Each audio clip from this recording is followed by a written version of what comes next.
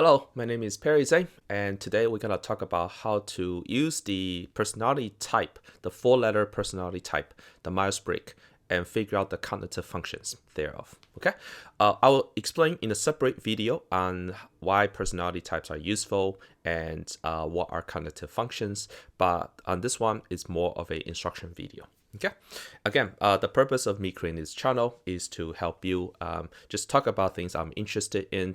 My background is also a software engineer, Amazon, Twitter, and Live. Got into real estate investing, and now I'm an entrepreneur running a Y Combinator-backed startup. And personality types have been very useful for me to figure out how to just kind of deal with people's tendencies and their ways of making decisions and perceiving the world.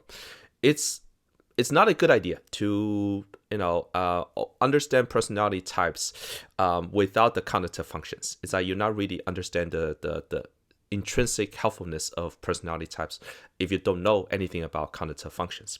For example, INTJ is not just an architect, right?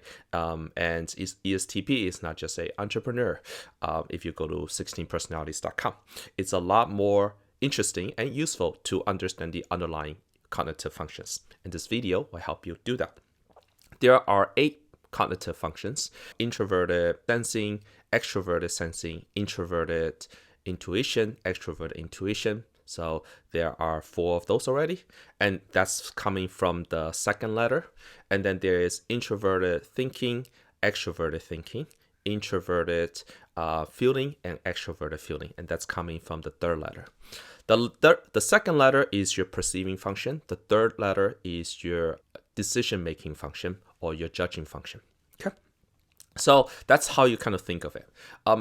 Assume you can see that INTJ is very, very different from INTP, even though it has 1 letter difference. Similarly, INTJ are literally like not the same, but in the same family of cognitive functions as a ESFP.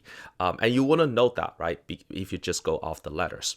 So how do you figure out the cognitive functions from the 4-letter Myers Brigg personality type? So the first rule is you look at the last letter. If it's a P, then the extroverted cognitive function must be coming from the second letter. I know that sounds like a mouthful, but just bear with me. If it's a P, then the extroverted version of the cognitive function always comes from the second letter. If it's a J, similarly, the extroverted version of the cognitive function always comes from the third letter. Okay? All right. And so you have 4 cognitive functions, the top 4. Technically, you have all 8, but in a certain order. But for this video, we're going to only focus on how do you figure out the first 4 based on the letters. Okay? First cognitive function is called the dominant function. The second one is the auxiliary, which is the second one. The third one is the tertiary.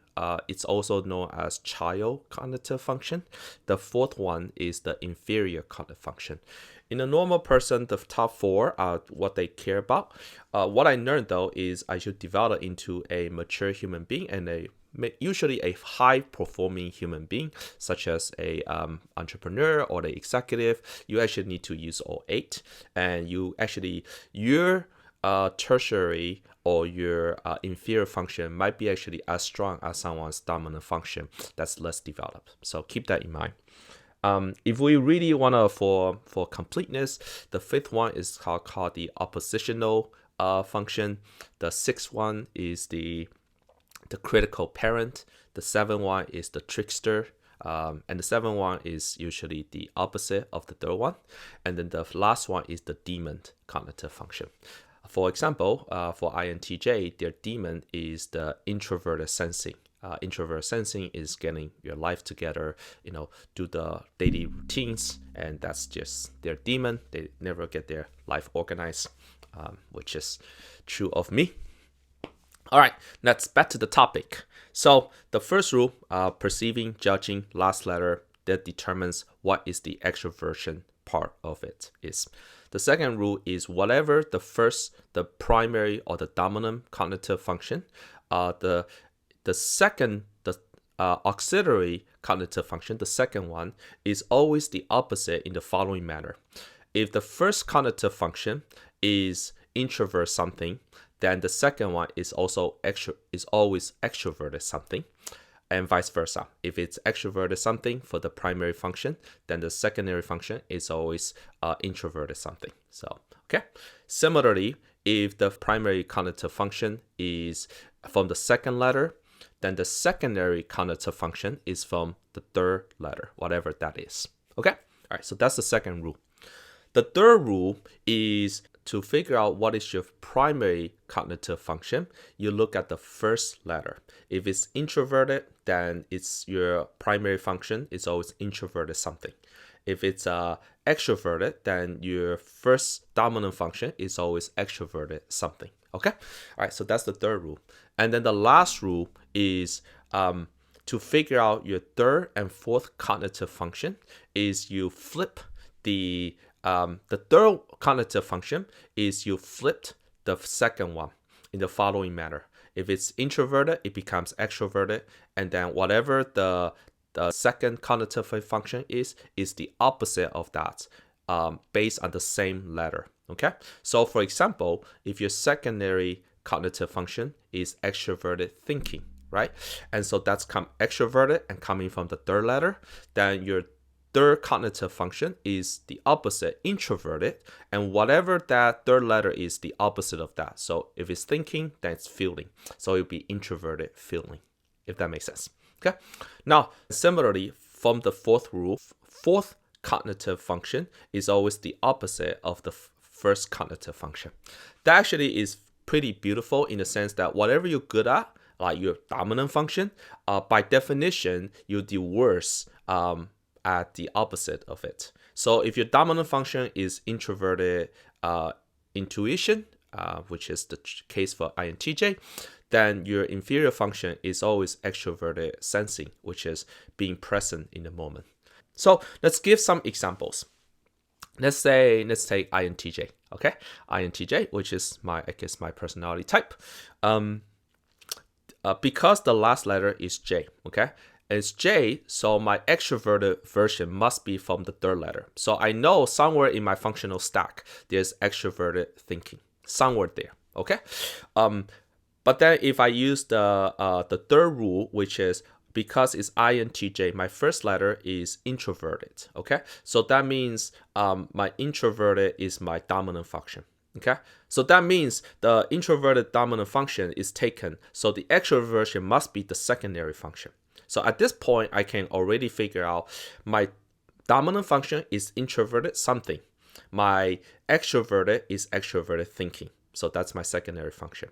Well, because the third letter is taken, the extroverted thinking is taken for my secondary cognitive function, it must mean that the first cognitive function is coming from the second letter, which is introverted intuition, right? INTJ, introverted intuition. And so that's already figured out the top two. The third one, based on our rule number 4, is the opposite of, so my third cognitive function is the opposite of the second cognitive function. My second cognitive function is extroverted thinking. The opposite, the complete opposite of that is going from extrovert to introvert, going from thinking to feeling. So my third cognitive function must be introverted feeling, okay? The fourth cognitive function is the opposite of the first one. So if the first one is introverted intuition, then the opposite of that is extroverted sensing. And there you go. For INTJ, the 4 functional cognitive function stack is introverted intuition, extroverted thinking, okay, introverted feeling, and then extroverted sensing. All right, so remember that, okay? Put that aside, write it down, one up. If you look at another personality type like INTP, right, it might just be one letter off than from the INTJ. So let's look at the functional stack for INTP. And my real estate business partner is INTP, and you might think that we have a lot in common. We actually have not much in common in terms of how we make decisions and how we perceive the world, but that's great. Like he's one of my best friends, and we look at things from different perspective, and you kind of need that to make good decisions. So for INTP, because it's a P, the last letter is a P, that means the extrovertedness must come from the second letter. Okay, in this case, it's ends. So it's extroverted intuition. Extroverted intuition must be somewhere on INTP's functional stack. Okay. But because it's INTP, it's introverted, the first letter, that means the dominant function must be an I. Well, where can I find the other thing to match with the I? It must be coming from the third letter because the second letter is taken, right? So it must be introverted thinking, right? So at this point, we have the first two cognitive functions, introverted thinking and extroverted intuition, right? Then by our rules, the third cognitive function must be the opposite of the second. So if the second is extroverted intuition, then the third one must be introverted sensing. Got it? And then the fourth cognitive function is the complete opposite of the first one. The first cognitive function is introverted thinking. Then the fourth one must be extroverted feeling. Okay, because thinking and feeling are your decision-making or judging functions. All right, so that's how you figure out. So as you can see, if you write all this down, INTJ and INTP have actually none of the cognitive functions overlap, right? Whatever, when INTJ has introverted intuition, INTP actually have extroverted intuition. They have nothing in common, quote unquote. And so when INTJ is doing extroverted thinking, basically making decisions based on the external factors and just what's the correct thing to do, INTP is using introverted thinking, which is making decisions based on what they think is accurate internally, which is completely opposite. And so it's a fascinating topic, and that actually describes very well from anecdotally from what I observe in the real world. Now, so that's it. That's how you can figure out. Let's maybe give one last example. Let's say ESTP, okay, the entrepreneur type.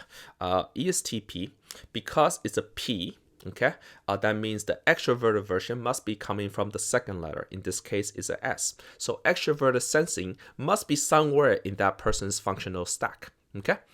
The first letter is a E.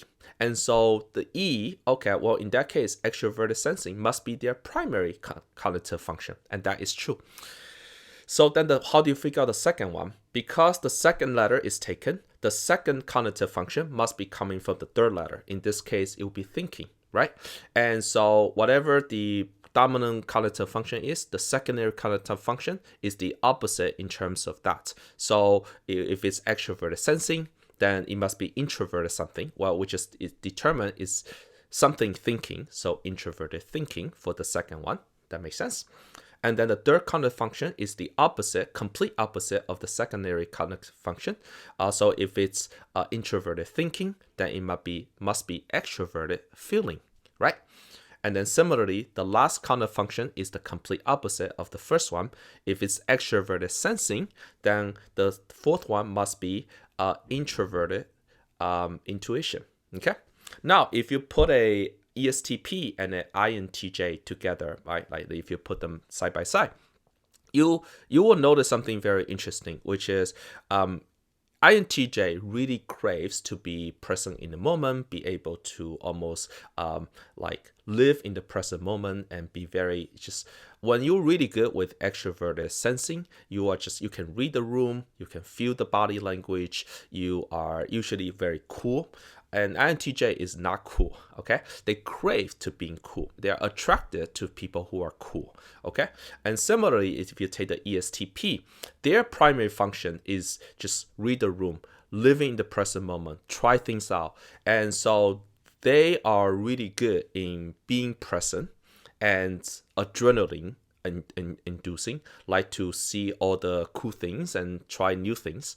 But their inferior function is introverted intuition, which is INTJ's dominant function. Introverted intuition means you can see the future, you can deduce what's happening in the world into very concise, pithy statements, and that allows you to see patterns in things. Okay, and so ESTP might be too much living in the present moment and not be able to see the future, whereas INTJ is living too much into the future and not be able to see the present moment. So those two people on that cognitive function, they attract each other, or they see what they're missing, right? So that's a really cool thing. And but then the second and the third cognitive function between INTJ and ESTP, they are not the same. One is extroverted thinking, one is introverted thinking, and so on and so forth. And so we'll get to a different video to talk about that. Let's not talk about ESTP. Let's talk about ESFP. ESFP, let's talk about the cognitive functions of ESFP. So because it's a P, so the dominant cognitive function must be coming from the second letter. And because it's E, that means extroverted, the second letter, sensing, extroverted sensing, must be somewhere in that stack. And sure enough, because it's E, that's their dominant function, okay? The secondary function is the introverted something, which is coming, and then the third letter, because the second letter is taken for the dominant cognitive function, the third letter is feeling, ESFP, extroverted sensing, and then introverted feeling, right? Introverted, the third letter is feeling, so introverted feeling. The third is the opposite of the second. So if the second cognitive function is introverted feeling, the third one is extroverted thinking, right? And then the fourth cognitive function is the complete opposite of the dominant one. If the dominant one is extroverted sensing, then the fourth one is introverted intuition. Okay, so if you take the INTJ and the ESFP, they are actually, their first four cognitive functions are the complete opposite of ESFP's cognitive functions, right? The dominant function for INTJ is introverted intuition, but that is ESFP's inferior function, their fourth function. And then the second one for INTJ is extroverted thinking, and for ESFP is actually their third one. Okay, so second and third. And then for INTJ, the third one is introverted feeling. For ESFP is their second one. Okay, and then finally, the INTJ is extroverted sensing, and for ESFP is their dominant function, which is extroverted sensing. So basically, 1, 2, 3, 4. This one is 4, 3, 2, 1. Complete opposite. When those two people meet, they are naturally attracted to each other. They naturally see what they are missing, because your inferior function is something you are aware that you're not good at, but you admire people who are good at it. When it's in your top four, you are aware that it exists and its usefulness, as opposed that if it's all the way down in the bottom, it's just like you don't even know that it exists or you care. And so when it's in the top four, it's your inferior, but you know how useful it is, and you admire people who are very good at it. And so there is this natural attraction towards people who have that, right? And so ESFP and INTJ usually like to they according to some videos, they're like, they could be ride or die or best friends, because they intuitively can see what they're missing, what they're good at. The other person is really is not good at, but they also know that they need this thing, or this is in their DNA, quote unquote. Okay.